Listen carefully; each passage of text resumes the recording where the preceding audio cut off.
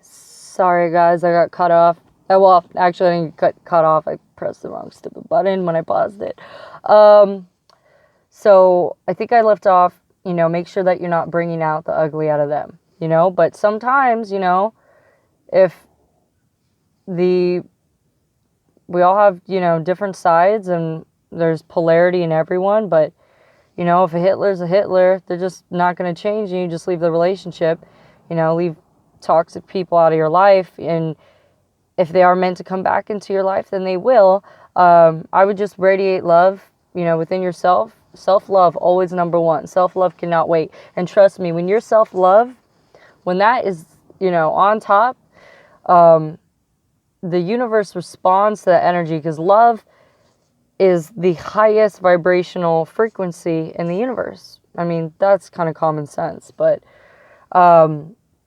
so when you're radiating love within yourself and to others and in the world, not only will you have a higher chance of manifesting, a great romantic relationship, friendship, any relationship, but your career, clarity about what you want, money, everything comes into your life much, much more easily. So, in some ways to do this, I recommend a book by Teal Swan called Shadows Before Dawn. That book really teaches self-love. I know one of her concepts is to write a letter to yourself. Another one is to do mirror work. And then from other techniques, other people, they affirmations. Tony Robbins calls them incantations, but not saying them like a robot. Like you look in the mirror and be like, I love and accept myself exactly as I am. But if that's too high of a jump, you go, I am learning to accept myself a little more every day. The easiest way, and I know I've mentioned this in other videos, to build a new mindset around affirmations, and that is to do a recording and listen to it while you're sleeping at a low volume, because your conscious mind, is going to reject it while it's awake, but your subconscious mind is always recording. So it's not going to reject it while you're sleeping because your conscious mind is off.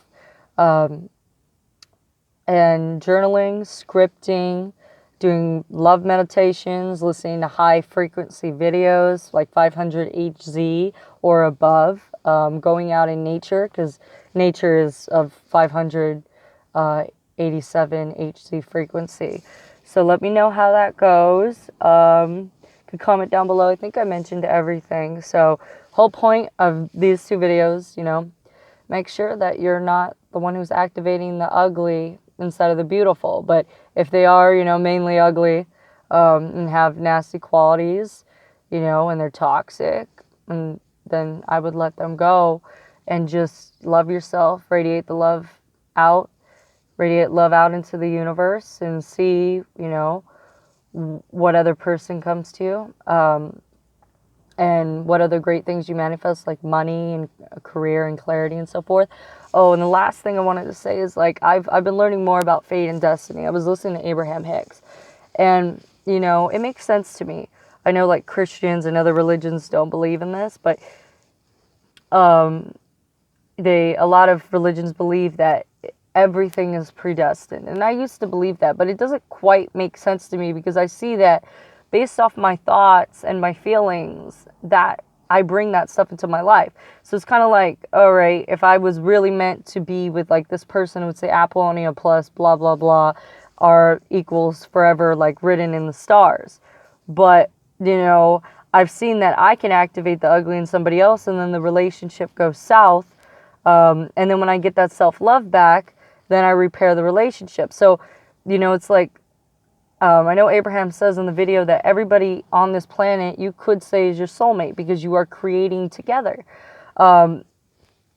So when it comes to like fate and destiny, and you got to think too, like work and career, like think of like when you were in preschool, like most kids, like if somebody were to come up to you and be like, child, what do you want to be for the rest of your life? Tell me now. Now.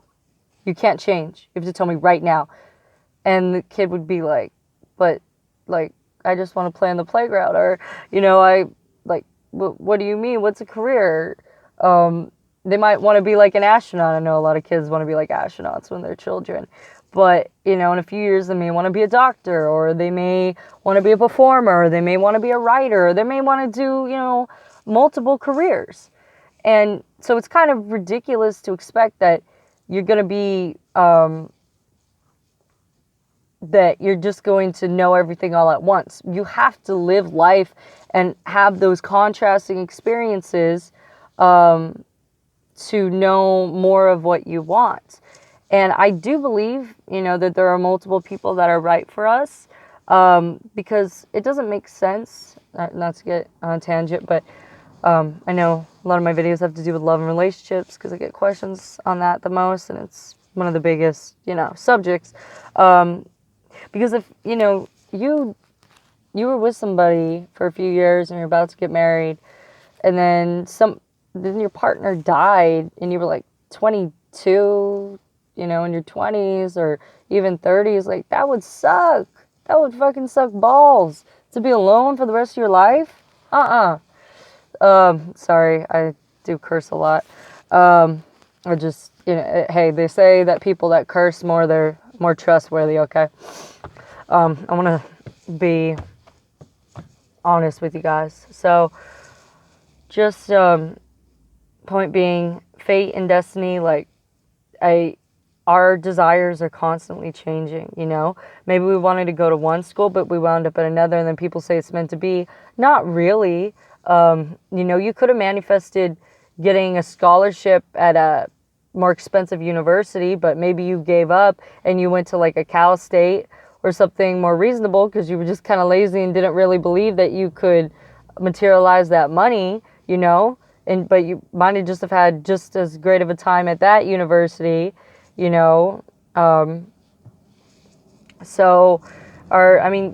Just ask yourself, you know, is there something that you wanted, a career, a place you wanted to live, a person you wanted to be with, anything, and then you experienced that and you were kind of like, you know, I kind of want something different now, you know? So we, as, you know, destiny and fate, we're creators. And in the video, Abraham says, you know, that you all came forth knowing that you got to experience the contrast to know more clearly what you wanted along the journey, and that it's about the journey. And, you know, because and think of it kind of like, a good analogy would be like food. Like, today I might want pizza, tomorrow I might want a hamburger, and tonight I might want like some nachos.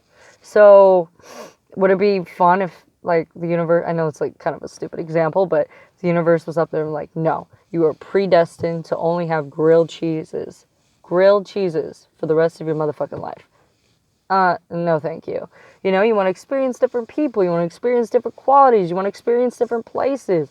You know, you want to experience different careers. Maybe, you know, I'm a better at being a counselor than I would be a mathematician or a math teacher, you know? So, point being, you can look up the video by Abraham Hicks, Destiny and Fate, but I really don't believe in that with law of attraction. I think if you're a law of attractionist, especially, you'll know that as time goes on and you experience more life, you are the one that is creating it by your thoughts. And quick little thing I want to throw in, you know, if you guys are like beginners with law of attraction, why don't you visualize something that you don't really care about coming into your life? Like, but something not so simple like a penny on the ground that you would see anyways, or probably see anyways. Maybe you visualize like chickens everywhere, and then one day you see a chicken crossing the road. Sorry, that's a stupid joke. But or like a yo-yo, or like a Disneyland lollipop, something that, you know, you could see, but that's not super common. So try that and let me know and kind of build your faith a little bit with LOA. And then you could see when that manifests, whatever it is, that you created that. And you start to believe, you start to build and build your faith and see that your thoughts are creating your reality. And then it all goes from there, you know, and you see like destiny or fate, that you're the one steering the canoe, you know, based off your thoughts. Like your thoughts are like the paddle, and the universe is like the winds, and the current is like your spirit guides that are guiding you, you know, flowing down the stream, just allowing. All right, let me know. Thanks for watching. Peace.